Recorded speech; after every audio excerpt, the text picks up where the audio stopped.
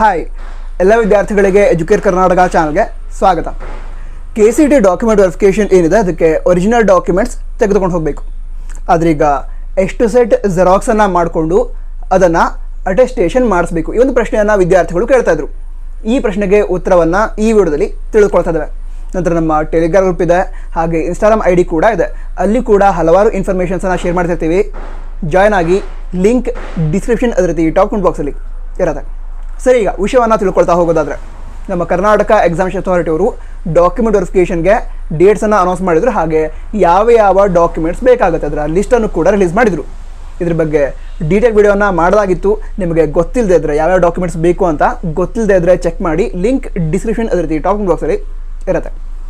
ಸರಿ, ಈಗ ಆ ಡಾಕ್ಯುಮೆಂಟ್ಸ್ ಏನಿದೆ, ಈಗ SSLC, PUC ಮಾರ್ಕ್ಸ್ ಕಾರ್ಡ್, ನಂತರ study certificate, KCET application form, KCET admit card, ಈ ಡಾಕ್ಯುಮೆಂಟ್ಸ್ ಏನಿದೆ ಅಥವಾ ಯಾವ್ಯಾವ ಡಾಕ್ಯುಮೆಂಟ್ಸ್ ಏನಿದೆ ಅವುಗಳು ಕೇವಲ ಡಾಕ್ಯುಮೆಂಟ್ ವೆರಿಫಿಕೇಷನ್ಗೆ ಅಷ್ಟೇ ಅಲ್ಲ, ಮುಂದೆ ಅಡ್ಮಿಷನ್ ಸಂದರ್ಭದಲ್ಲೂ ಕೂಡ ಬೇಕಾಗುತ್ತೆ. ನೀವು ಕಾಲೇಜ್ಗೆ ರಿಪೋರ್ಟಿಂಗ್ ಮಾಡ್ಕೊಳ್ಳೋ ಸಂದರ್ಭದಲ್ಲಿ ಆ ಟೈಮಲ್ಲೂ ಕೂಡ ಇದರ ಅಟೆಸ್ಟೆಡ್ ಜೆರಾಕ್ಸ್ ಏನಿದೆ ಅದು ಬೇಕಾಗುತ್ತೆ.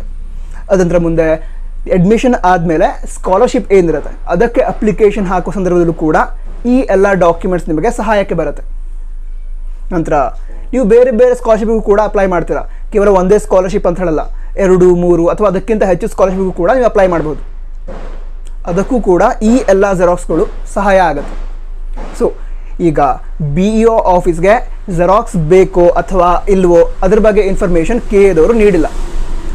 ಆದರೂ ಕೂಡ ಎಲ್ಲ ಒರಿಜಿನಲ್ ಡಾಕ್ಯುಮೆಂಟ್ಸ್ನ ತೆಗೆದುಕೊಂಡು ಹೋಗ್ತೀರಾ, BEO ಆಫೀಸ್ಗೆ ಕೊಡಲಿಕ್ಕೆ ಅಂತಾನೆ, ಅಂದರೆ ಅವ್ರು ಕೇಳಿಲ್ಲ, ಅಕಸ್ಮಾತಿಗೆ ಬೇಕಾಗಬಹುದು, ಅದಕ್ಕೋಸ್ಕರ BEO ಆಫೀಸಲ್ಲಿ ಬೇಕಾಗಬಹುದು ಅಂತಾನೆ ಎಲ್ಲ ಒರಿಜಿನಲ್ ಡಾಕ್ಯುಮೆಂಟ್ಸನ್ನು ತೆಗೆದುಕೊಂಡು ಹೋಗ್ತೀರಾ. ಆ ಎಲ್ಲ ಒರಿಜಿನಲ್ ಡಾಕ್ಯುಮೆಂಟ್ಸ್ಗಳ ಒಂದು ಸೆಟ್ ಜೆರಾಕ್ಸ್ ಕಾಪಿಯನ್ನು ಮಾಡ್ಕೊಳ್ತೀರಾ. ನಂತರ ಆ ಜೆರಾಕ್ಸ್ ಕಾಪೀಸ್ ಏನಿದೆ ಅದನ್ನು ಅಟೆಸ್ಟೇಷನ್ ಮಾಡಿಸ್ತೀರಾ ಗೆಜೆಟೆಡ್ ಆಫೀಸರ್ಸ್ ಹತ್ರ. ಅಂದರೆ ಈಗ ಗೌರ್ಮೆಂಟ್ PU ಕಾಲೇಜ್ ಅಥವಾ ಡಿಗ್ರಿ ಕಾಲೇಜ್ನ ಪ್ರಿನ್ಸಿಪಾಲ್ರು ಅಥವಾ ಯಾವುದೋ ಒಂದು ಗೌರ್ಮೆಂಟ್ ಆಫೀಸರ್ಸ್ ಅವರಿಂದ ಏನು ಮಾಡ್ತೀರಾ, ನೀವು ಆ ಎಲ್ಲ ಜೆರಾಕ್ಸ್ ಕಾಪೀಸ್ ಏನಿರುತ್ತೆ ಅದನ್ನು ಅಟೆಸ್ಟೇಷನ್ ಮಾಡಿಸ್ತೀರಾ. ಸೊ ಒಂದು ಅಟೆಸ್ಟೆಡ್ ಜೆರಾಕ್ಸ್ ಕಾಪೀಸ್ ಅಂದರೆ ಒಂದು ಸೆಟ್ ಅಟೆಸ್ಟೆಡ್ ಜೆರಾಕ್ಸ್ ಕಾಪೀಸ್, ನಂತರ ಎಲ್ಲ ಒರಿಜಿನಲ್ ಡಾಕ್ಯುಮೆಂಟ್ಸ್ಗಳ ಸೆಟ್, ಇದನ್ನು ತೆಗೆದುಕೊಂಡು BEO ಆಫೀಸ್ಗೆ ಡಾಕ್ಯುಮೆಂಟ್ ವೆರಿಫಿಕೇಷನ್ಗೆ ಹೋಗಿ. ಆದರೆ ಕೇವಲ ಒಂದೇ ಸೆಟ್ಸನ್ನು ರೆಡಿ ಮಾಡಿ ಇಟ್ಕೊಳ್ಬೇಡಿ.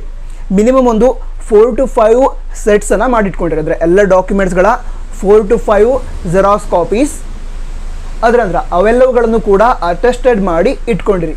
ಯಾಕಂತ ಹೇಳಿದ್ರೆ ಮುಂದೆ ಅಡ್ಮಿಷನ್ ಸಂದರ್ಭದಲ್ಲಿ ಸ್ಕಾಲರ್ಶಿಪ್ಗೆ ಅಪ್ಲಿಕೇಶನ್ ಹಾಕಬೇಕಾದ್ರೆ ಈ ಎಲ್ಲ ಡಾಕ್ಯುಮೆಂಟ್ಸ್ಗಳು ನಿಮಗೆ ಸಹಾಯಕ್ಕೆ ಬರುತ್ತೆ. ಅದಕ್ಕೋಸ್ಕರ ನಂತರ ಇವಿಷ್ಟು ವಿಷಯಗಳಾಗಿತ್ತು. ಬೇರೆ ಡೌಟ್ಸ್ ಇದ್ದರೆ ಕಮೆಂಟ್ ಬಾಕ್ಸಲ್ಲಿ ತಿಳಿಸಿ. ಈ ಚಾನಲ್ಗೆ ಮೊದಲೇ ಬಾರಿ ವಿಸಿಟ್ ಮಾಡಿದ್ರೆ ತಪ್ಪದೆ ಸಬ್ಸ್ಕ್ರೈಬ್ ಕೂಡ ಮಾಡಿ. ನಂತರ all the best. Jai Hind, Vande Mataram.